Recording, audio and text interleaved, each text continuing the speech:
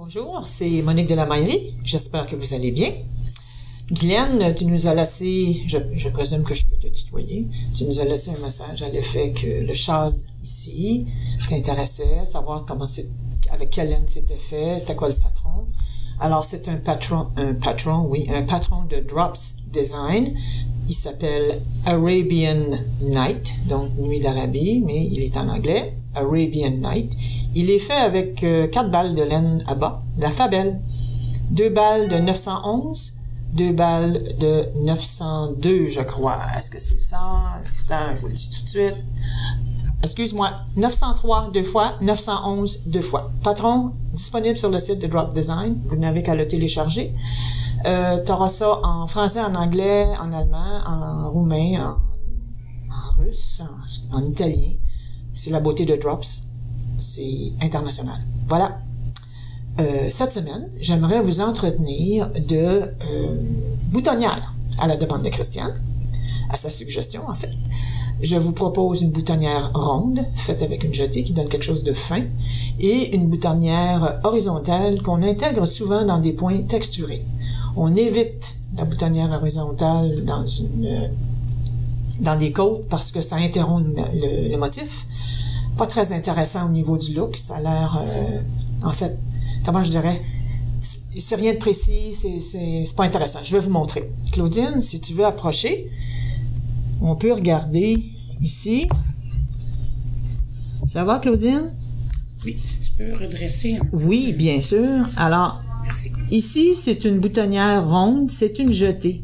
C'est idéal pour un petit bouton. Ici, un petit peu plus loin, c'est la boutonnière horizontale que j'ai fait dans un jersey. Comme vous pouvez voir, c'est pas quelque chose qui est très intéressant. C'est très apparent. C'est un peu inégal. Les mailles des pourtours sont distorsionnées. Vraiment pas intéressant. On vous recommande de faire ça plutôt dans une côte mousse, dans le sillon entre deux côtes, plutôt que dans un jersey. Ou vous pourriez faire ça aussi dans une maille de riz, dont chaque côté serait une maille à l'envers. Ça encadre très très bien la boutonnière. Vous pourrez tester ça à la maison. Je pourrais, à ce moment-ci, vous faire une démonstration comment faire une boutonnière à jeter et une boutonnière horizontale dans une petite section de point mousse. Ça va? Alors, Claudine, je sais pas comment, est-ce qu'on est correct comme ça? Ça va? Je pense que oui. Bon, ok. Alors, je vais me rendre jusqu'à là où je veux ma boutonnière. Tiens, ici. Je tricote, c'est soit avant, soit après, 2 mailles ensemble. OK? Et je fais une jetée. Et je continue.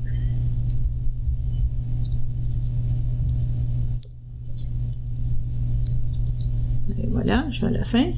Puis quand on se retourne, on tricote à l'envers. J'arrive à la jetée, que je tricote comme elle se présente, parce qu'on veut le trou, hein, on veut la boutonnière.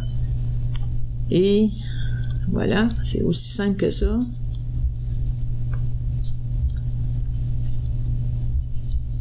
Ce que ça fait. Je vais vous les placer ici, et voilà. Là, bien qu'on n'a pas de rang par-dessus, là, on voit bien ici. C'est-tu clair, Claudine? Ça va-tu? Oui. Oui. On voit qu'il y a un petit trou. Et vous continuez un certain nombre de rangs, vous refaites la même chose puisque vous centrez vos boutonnières. Ça va? Si on fait une boutonnière, ça, je vais défaire ça. Une boutonnière horizontale. Voici comment on procède. Là, j'ai 8 mailles ici. On ne tient pas compte de ça. Voilà. Donc, je me rends ici. Disons que je vais en tricoter 2. 2 mailles, ce serait ma bordure. On ramène le fil en avant. On glisse la prochaine. On ramène le fil en arrière. La prochaine, les bases, on les glisse. On glisse les mailles, excuse-moi. On glisse les mailles à l'envers. On passe la maille par-dessus. On glisse l'autre maille à l'envers et on passe encore. C'est-tu clair? Est-ce que ça va, Claudine? Oui. Comme ça. Et disons la dernière, on fait la même chose. Ça va? Qui fait qu'en ne les tricotant pas, la base est solide de la boutonnière. On se revire de bord. On remet cette maille qui nous reste sur l'aiguille de droite. Et ici, on fait un montage à l'envers d'un nombre, d'une maille de plus que le nombre de mailles qu'on aura battu. Donc, j'ai rabattu 3 mailles, je vais en faire 4. La même chose ici.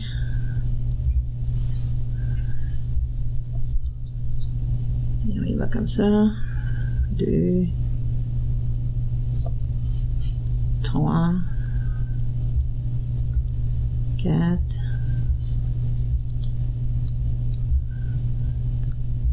Ici, je me retourne encore.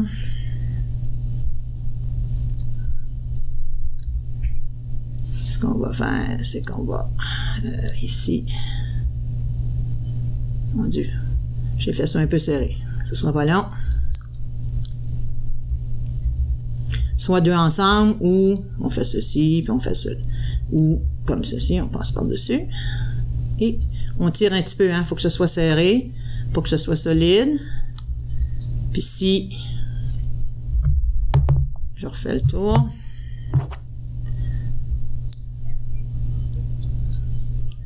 voilà.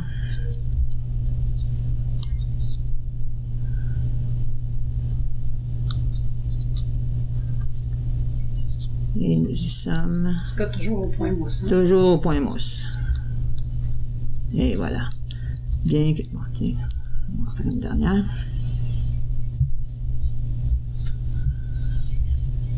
Les airs, on voit pas très bien. Et ça nous fait une belle petite boutonnière bien intégrée